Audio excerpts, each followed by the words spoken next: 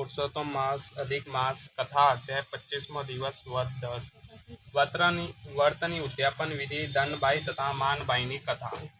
वर्तनी उद्यापन विधि દ્રઢ ધનવાએ કહ્યું, હે બ્રાહ્મણ મુનિ, હવે પુરુષોત્તમ માસનું વર્ત કરનારાઓ પર કૃપા કરી પુરુષોત્તમ માસનું વર્તનું ઉદ્યાપન કરવાની વિધિ બરાબર તમે કહો. વાલ્મીકી બોલ્યા, શ્રી પુરુષોત્તમ માસમાં વર્તની સંપૂર્ણતા માટે જે ઉદ્યાપન વિધિ છે તે હું તને ટૂંકમાં બરાબર કહું છું. પુરુષોત્તમ માસમાં આંધરિયામાં 14 નોમ કે આઠમના દિવસે વર્તનું ઉદ્યાપન કરવાનું કહેલું છે.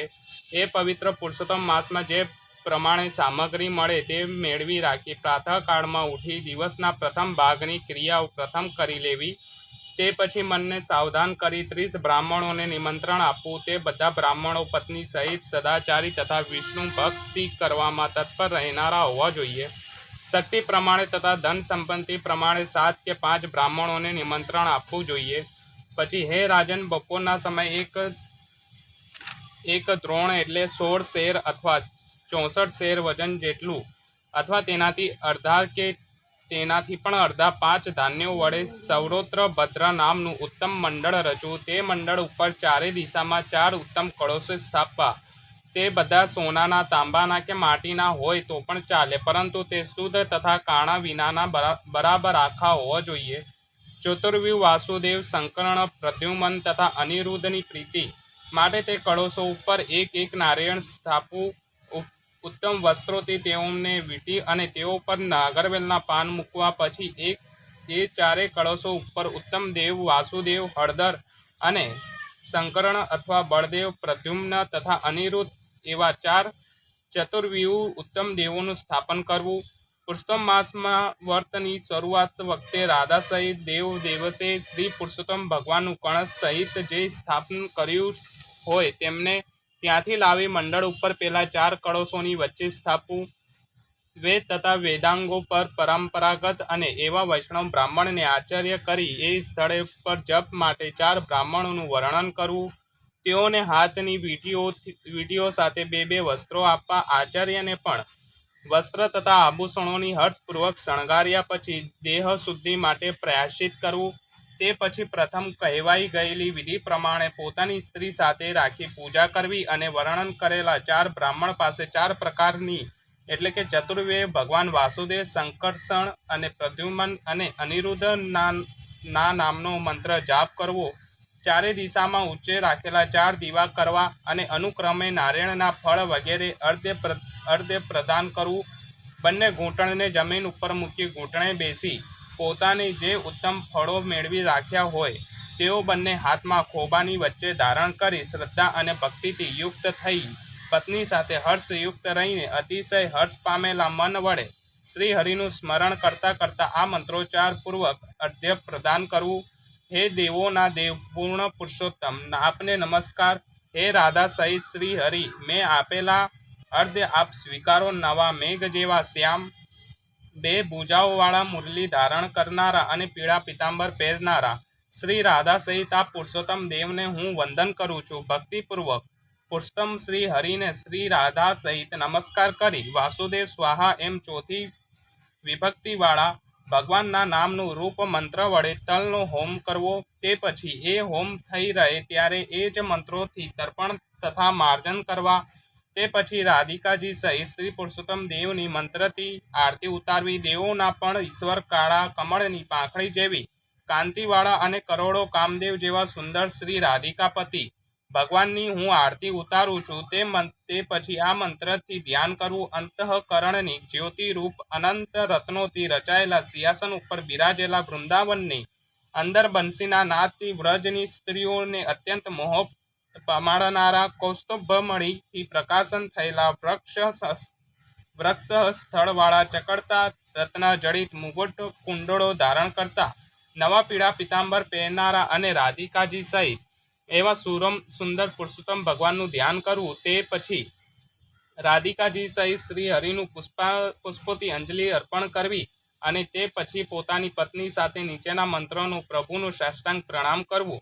નવા મેઘ જેવા શ્યામ પીળા વસ્ત્રો પહેરનારા શ્રી વસ્ત્રના ચિહ્નોથી શોભાયમાન છાતીવાળા રાધિકા સહિત અચ્યુત્ય અક્ષલિત જ્ઞાનવાળા શ્રી હરિને હું નમસ્કાર કરું છું. એમ નમસ્કાર કર્યા પછી બ્રહ્મવાળા શ્રી હરિનું હું નમસ્કાર કરું છું. તે તરીકે વર્ણન કરેલા બ્રાહ્મણને સોનાના સાથે પૂર્ણ પાત્રનું દાન કરવું અને આચાર્ય તરીકે વર્ણન કરેલા બ્રાહ્મણને હર્ષથી પુષ્કળ દક્ષિણા આપવી તેમજ વસ્ત્રોના અલંકારો પણ ભક્તિથી આપની પત્ની સાથે આચાર્યને સંતુષ્ટ કરવામાં અને બીજા બ્રાહ્મણોને પણ ઉત્તમ દક્ષિણા આપવી.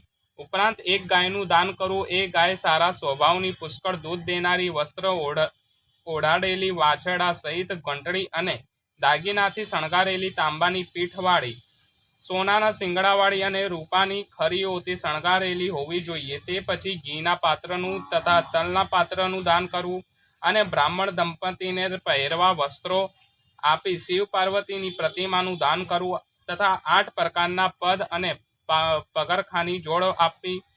તે પછી વિષ્ણુ ભક્ત બ્રાહ્મણને શ્રીમદ ભાગવતનું પુસ્તક દાન દેવું. જો શક્તિ હોય તો પૂર્વોક્ત દાન દેવામાં વિલંબ કરવો જ નહીં, કેમ કે આયુષ્ય ચંચળ અથવા અસ્થિર છે એમ વિચારતા રહેવું. શ્રીમદ ભાગવત એમ ભગવાનનું સાક્ષાત અદ્ભુત સ્વરૂપ છે. જે મનુષ્ય વિષ્ણુ ભક્ત અને પંડિત એવા બ્રાહ્મણને શ્રીમદ ભાગવતનું દાન કરે છે તેને પોતાના કરોડો કુળનો ઉદ્ધાર કરી છેવટે અપ્સરાઓના સમુદાયથી સેવાતા વિમાન પર ચડીને યોગીઓને પણ દુર્લભ એવા ગોલોકમાં જાય છે. હજારો કન્યાદાન, સેંકડો વાજપેય નામનો યજ્ઞ, ધાન્ય સહિત ખેતરોના દાન, તુલાદાનો, 8 મોટા દાનો તથા વેદોના દાનો પણ શ્રીમદ ભાગવતના પુસ્તકનો દાનની 16મી કળાએને પહોંચી વળવા યોગ્ય નથી. માટે તે શ્રીમદ ભાગવતનું વૈષ્ણવ બ્રાહ્મણને અવશ્ય દાન કરવું અને તે પણ સોનાના સિંહાસન ઉપર પધરાવી વસ્ત્ર અને આભૂષણોથી શણગારવી હોવી જોઈએ. તેમજ 30 માલપુડા મૂકીને 30 કાંસાના સંપુટોનું પણ દાન આપવા. હે રાજન, એ માલપુડાઓમાં દરેકની અંદર જેટલા છિદ્રો હોય તેટલા હજારો વર્ષ સુધી તે મનુષ્ય વૈકુંઠમાં વાસ કરે છે. તે નિર્ગુણ યોગીઓને પણ દુર્લભ જ્યોતિના ધામ સનાતન અને જ્યાં ગયા પછી ભક્તો આ સંસારમાં પાછા આવતા નથી એવા ગોલોકમાં તે જાય છે. એ કાંસાના સંપુટોનું વજન 1.5 શેર કહેવામાં આવ્યું છે. છતાં પુરુષોત્તમનું વ્રત કરનાર માણસને જો નિર્ધન હોય તો તેણે વ્રતની પૂર્ણતા માટે પોતાની શક્તિ પ્રમાણે તે સંપુટો કરવા અથવા માલપુડાની ઉત્તમ કાચી સામગ્રી ફળો સાથે તે સંપુટોમાં ભરીને પુરુષોત્તમ ભગવાનનું પ્રસન્નતા માટે તેનું દાન કરવું. હે રાજા, તે દાન માટે પત્ની સહિત જે બ્રાહ્મણને નોતર્યા હોય તેઓને આપવા અને પુરુષોત્તમ ભગવાનની સમક્ષ સંકલ્પ કરવો અને પછી આ પ્રમાણે પ્રાર્થના કરવી. હે જગતના આધાર, હે જગતને આનંદ આપનારા શ્રી કૃષ્ણ, આપ મારા આ લોકના તથા પરલોકના સર્વ મનોરથો જલ્દી પૂર્ણ કરો. એમ ગોવિંદ ભગવાનની પ્રાર્થના કર્યા પછી સદાચારી બ્રાહ્મણોને તેમની પત્નીઓ સહિત હર્ષથી જમાડવા. તે વખતે પણ પ્રથમ શ્રી પુરુષોત્તમ ભગવાનનું સ્મરણ કરતા કરતા ભક્તિથી વિધિ પ્રમાણે બ્રાહ્મણોનું પૂજન કરવું. તે પછી બ્રાહ્મણ સ્વરૂપ શ્રી હરિનું તથા બ્રાહ્મણ પત્ની સ્વરૂપ શ્રી રાધિકાજીનું ચિંતન કરતા રહી તે બ્રાહ્મણોને ઘી તથા દૂધપાકનું ભોજન કરાવવું. પરંતુ તે વખતે વ્રત કરનારે પ્રથમ વિધિપૂર્વક ભોજન કરાવવા નિમિત્તે સંકલ્પ કરવો જોઈએ. પછી દ્રાક્ષ, કેળા, જાતની કેરીઓ, ઘીમાં પકાવેલા પકવાનો, અડદાના સુંદર વડા, સાકર નાખેલા ઘેબર, ગોળના રસા, ખાંડના માળા અને બીજા પણ જુદા જુદા શાક તથા ખાંડ નાખેલું દહીંનું દોડવું, ચીબડા, કાકડીનું શાક, લીંબુ સહિત આદુ અને બીજા સુધા 7 પાકી કેરીઓ, અલગ અલગ ભક્ષ્ય, ભોજય, લેહ, ચોસય એમ 4 પ્રકારના ભોજનો કે સાથે મેળવેલા 6 રસોથી યુક્ત તૈયાર કર્યા તે તથા સુગંધી પદાર્થો, સુગંધમય કરેલા દૂધ, દહીં, છાશ વગેરે જે ગોરસ હોય તે બધું પીરસી દરેક બ્રાહ્મણને કોમળતાપૂર્વક આ પ્રમાણે કહેવું. આ સ્વાદિષ્ટ ભોજન મેં આપ માટે હર્ષથી તૈયાર કરાવ્યું છે. માટે હે બ્રાહ્મણો, મેં આપ માટે રંધાવ્યું છે. તેમાંથી જે રૂચે તે પ્રભો તેમ માંગી લો. આપ આજે મારે ત્યાં ભોજન કરવા પધાર્યા છો, તેથી આપે મારા પર કૃપા કરી, તેથી મારો જન્મ સાર્થક થયો છે. એમ પ્રાર્થનાપૂર્વક હર્ષથી બ્રાહ્મણોને જમાડ્યા પછી તેઓને પાન, બીડા અને દક્ષિણા આપવી. એલાયચી, લવિંગ, કપૂર, નાગરવેલનું પાન, કસ્તુરી, જાયફળ, જાવેત્રી, ચૂનો અને સુંદર કથ્થો એ બધા મિશ્ર કરેલી તૈયાર કરેલું પાન બીડું ભગવાનને પ્રિય છે, માટે એવું પાન બીડું બનાવી તૈયાર કરી આદરથી બ્રાહ્મણોને આપવું. જે મનુષ્ય એવું પાન બીડું બનાવી ઉત્તમ બ્રાહ્મણોને આપે છે તે આ લોકમાં અતિશય ભાગ્યશાળી થઈ પરલોકમાં અમૃત ભોગવનારો થાય છે. એ રીતે પત્ની સહિત બ્રાહ્મણોને સંતુષ્ટ કર્યા પછી તેઓના હાથમાં લાડુ આપવા અને તેમની પત્નીઓને વિધિપૂર્વક શણગારી તેમના હાથમાં વાંસના સંપોડા, હળદર, કંકુ, બંગડીઓ વગેરે આપવા. તે પછી ઘરની હદ સુધી બ્રાહ્મણોની પાછળ જઈ તેમને વિદાયગીરી આપવી અને પછી ઘરમાં પાછા આવીને મંત્રહીન ક્રિયાહીન એ મંત્રથી પુરુષોત્તમ ભગવાનની ક્ષમા માંગ્યા પછી અસહે સમૃદ્ધાય ચ નમો કત્યા એ પૂર્વોક્ત મંત્રો વડે જનાર્દન ભગવાનને નમસ્કાર કરી જે કંઈ ઉણપ હોય તેની પૂર્ણતા કરી સુખેથી જમવું. તે વખતે પણ અન્ન ભાગને યોગ્ય પ્રાણીઓને તેમના ભાગ પ્રમાણે અન્ન વિભાગ આપ્યા પછી પોતાના સગા સંબંધી સહિત પોતે ભોજન કરવું. જમતી વખતે અન્નની નિંદા કરવી નહીં અને કોઈની સાથે ખોટા વાદ પણ કરવો નહીં. પછી અમાસનો દિવસ આવે ત્યારે રાત્રે જાગરણ કરવું અને રાધિકાજી સહિત શ્રી પુરુષોત્તમ પ્રભુની સોનાની પ્રતિમાનું પૂજન કરવું. પૂજા કર્યા પછી પત્ની સહિત હર્ષથી પ્રભુને નમસ્કાર કરવા અને તે પછી વ્રત કરનારને રાધિકા સહિત શ્રી પુરુષોત્તમ દેવનું વિસર્જન કરવું. તે પછી એ મૂર્તિ સહિત સઘળી પૂજા સાહિત્ય આચાર્ય તરીકે વર્ણન કરેલા બ્રાહ્મણને આપી દેવું. તે ઉપરાંત પોતાની ઈચ્છા અનુસાર યથાયોગ અન્નનું દાન આપવું. એમ હર કોઈ ઉપાય આ પુરુષોત્તમનું વ્રત અવશ્ય કરવું અને પોતાની પાસે જેટલું ધન હોય તે અનુસાર પરમ ભક્તિથી દાન પુણ્ય કરવું.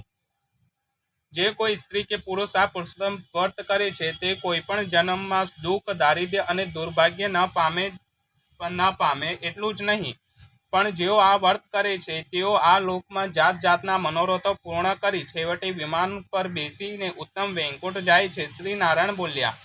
એ પ્રમાણે જે મનુષ્ય શ્રી કૃષ્ણને અતિશય પ્રિય આ પુરુષોત્તમ માસ વિધિ પ્રમાણે અતિશય આદરથી કરે છે તે પાપના સમૂહોનો નાશ કરી આ લોકનું સુખ ભોગવી પોતાના પૂર્વજનોની સાથે ગોલોકમાં જાય છે. શ્રી બ્રહ્મ નારદીય પુરાણ પુરુષોત્તમ માસ મહિનો વ્રતનું ઉદ્યાપન વિધિ નામનું 25મો અધ્યાય સંપૂર્ણ. ધનભાઈ તથા મનભાઈની કથા. દારા નગરીમાં રાજા ભોજ રાજ કરે છે. તે દયાળુ, પરોપકારી, પ્રજાપ્રેમી તેમજ બહુદાર હતા. તે પ્રજાને સુખી તેમજ પ્રજાના દુઃખેથી દુઃખી થનારા હતા. તે રોજ રાતે વેશ પલટો કરીને નગરચર્યા જોવા નીકળતા અને જે દુઃખી જોતા તેને બીજે દિવસે દરબારમાં બોલાવી તેમનું દુઃખ ટાળતા. આમ રાજા ભોજ પ્રજાવત્સલ હોવાને લીધે તેમની કીર્તિ તેમના રાજ્યમાં ચારે દિશામાં પસરી હતી. પ્રજા દેવ તરીકે ગણીને તેમને પૂજતી. આ ધારા નગરીમાં 2 ભાઈઓ રહે. એકનું નામ ધનભાઈ તેમજ બીજાનું નામ મનભાઈ. તેઓ બંને પાસે ફળિયામાં રહેતા હતા. ધનભાઈ એકવાર મુશ્કેલીમાં આવી ગઈ ત્યારે રાજા ભોજે મદદ કરેલી. તેથી ભોજ રાજાને ભગવાનને કરતાં પણ વધુ આદર તેમજ પ્રેમી રાખતી. જ્યારે પણ રાજાની સવારી નગરમાં નીકળતી ત્યારે તે બધાના કામ મૂકી તેમના દર્શનને દોડી જતી. માનબાઈ પણ રાજાને ઘણા માન આદર જોતી. તેમના કાર્યોને પણ વખાણતી. તેઓ પણ પ્રભુ અને રાજા તે રાજા તેમ માનતી. રાજા પ્રભુ તોલે ન આવે તેવું તેનું માનવું હતું. ધનભાઈ તેમજ મનભાઈ બંને ધાર્મિક વૃત્તિઓમાં હતા. સારા કાર્યોમાં બંને આગળ પડતો ભાગ લેતા. કોઈ દુખિયારી બહેનોને જોતા તો તેમને મદદ કરવામાં પાછા ન પડતા. એવામાં અધિક પુરુષોત્તમ માસ આવ્યો. બંને પુરુષોત્તમ ભગવાનનું વ્રત ચાલુ કર્યું. બંને સવારે નદીએ સ્નાન કરવા જાય, કાંઠા ગોરમાનું પૂજન કરે તથા કથા વાર્તા સાંભળી તેમ દાન દક્ષિણા આપે. ધનભાઈ અને મનભાઈ જાણે સિક્કાની 2 બાજુ હોય તેમ દેખાય, માત્ર તેમાં થોડો ફેર હતો. ધનભાઈને ભોજ રાજા માટે અપાર હેતુ હતું અને તેમજ ભગવાનને તુલ્ય પૂજતી. જ્યારે મનભાઈને પણ હેત તો હતો પરંતુ તે ભગવાનને પ્રથમ સ્થાન આપતી. તે વ્રત દરમિયાન પુરુષોત્તમ ભગવાનનું સતત રટણ કર્યા કરતી. દરરોજ પ્રાતઃકાળે નદીએ સ્નાન કરતી વખતે ધનભાઈ સૂર્ય સામે હાથ જોડીને બોલે હે પુરુષોત્તમ ભગવાન, ફળજો ભોજ ભૂપાળો. જ્યારે મનભાઈ હાથે જોડીને બોલે ફળજો નંદ ગોપાળ. આમ બંને ધનબાઈ અને મનબાઈ સૂર્યદેવ સમક્ષ સ્નાન કરતી વખતે જુદી જુદી પ્રાર્થનાઓ કરતી. ધનબાઈ માનતી કે ભગવાનને રીઝાવવા તો ખૂબ જપ તપ કરવા પડે, પરંતુ પ્રભુ સંભાળે પણ ખરા તથા ન પણ સંભાળે. જ્યારે રાજા તો તરત જ રીઝી જાય, કેમ કે તે તો હાજરા હજુર હોવાથી તે તરત ફળ પડશે. રોજ આ મુજબ ચાલે છે. એકવાર રાજાની દાસીએ આ પ્રાર્થના સાંભળી અને જોઈને રાણીબા મારફત આ વાત રાજાને પહોંચાડી. રાજાએ વેશ પલટો કરી આ વાત સાચી છે કે ખોટી જાણી લીધું. ભોજ રાજાના મનમાં થયું કે મારું નામ લઈને પ્રાર્થના કરતી બાઈની 7 પેઢીનું દારિદ્ર્ય દૂર કરું તો હું રાજા ભોજ સાચો. પુરુષોત્તમ માસનું પૂરું થતાં રાજા ભોજે ધનબાઈને સિપાહી મોકલી પોતાના દરબારમાં બોલાવી. રાજા ભોજનું તેડું આવતા ધનબાઈ તો રાજી થઈ ગઈ. તેને થયું કે રાજા ભોજ મને ન્યાલ કરી દેશે. તે તો હોંશે હોંશ તૈયાર થઈ રાજાના દરબારમાં ગઈ. રાજાએ અડધા મણનું એક કોળું તેને આપ્યું. તે કોળું લઈને ધનબાઈ ઘર તરફ પાછી ગઈ. ધનબાઈ મનમાં વિચાર કરવા લાગી કે મેં આખા પુરુષોત્તમ માસનું દરમિયાન ફળજો ભોજ ભૂપાળો કહેતી રહી, ત્યારે આખરે ભોજ રાજાને મને અડધા મણનું કોળું આપ્યું. મારા મનમાં તો હતું કે તે મને ખૂબ જ સોનાના મોહરો આપશે. હવે આ અડધા પણનું 8 આનાના કોળાનું શું કરવું? તે તો સીધી ગઈ કે ઓળખીતા કાછિયાની દુકાને તથા તેને આ કોળું 8 નામાં વેચી નાખ્યું. મનમાં અસંતોષ સાથે તે ઘેર પહોંચી. આ તરફ પુરુષોત્તમ માસ પૂરો થતાં મનબાઈએ બ્રાહ્મણને જમાડવાનું નક્કી કર્યું. તે બજારમાં શાક લેવા ગઈ. તેની નજરે પેલા અર્ધમાળાનું કોળું પડતા તેણે તે બારાનામાં તે વેપારી પાસેથી ખરીદી લીધું. બધું સરસામાન લઈને મનબાઈ ઘેર આવી. તેણે બધા બ્રાહ્મણોને આમંત્રણ દઈ દીધા હતા તથા સાંજે બધાને જમવા આવવાના હતા, એટલે તેણે રસોઈની તૈયારી કરવા માંડી. તેણે કોળું સમારવા માંડ્યું કે અંદરથી ગગડતી કરી સોનાની મોહરો નીચે પડવા માંડી. મનબાઈ આશ્ચર્યથી આ જોઈ રહી. તેના પગમાં આગળ સુવાસો સોનાનો મોરનો ઢગલો થઈ ગયો. મનબાઈ સમજી ગઈ કે આ પુરુષોત્તમ ભગવાનની કૃપાથી મને ફળ મળ્યું છે.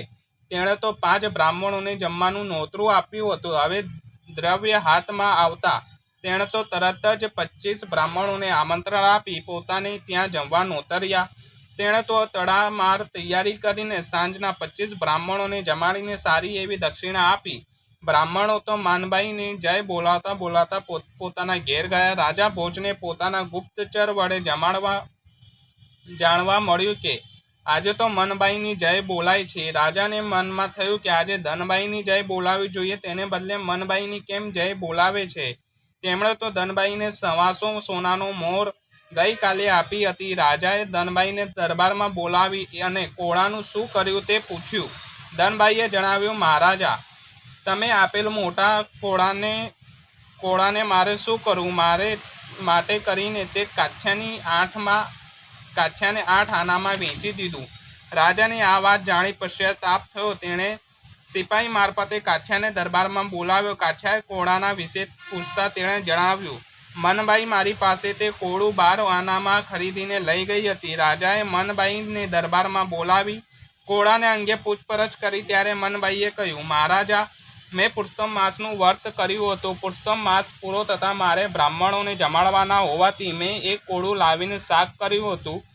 ભોજ રાજાએ પૂછ્યું, એ કોળમાંથી કંઈ નીકળ્યું હતું? મનબાઈએ બોલી, હા મહારાજ, તે કોળમાંથી 125 સોનાના મોહરો નીકળી હતી. તેમાંથી તે 25 બ્રાહ્મણોને જમાડ્યા હતા. રાજાએ કહે, તું તો તે 125 મોર કાછિયાને આપવા કેમ ન ગઈ?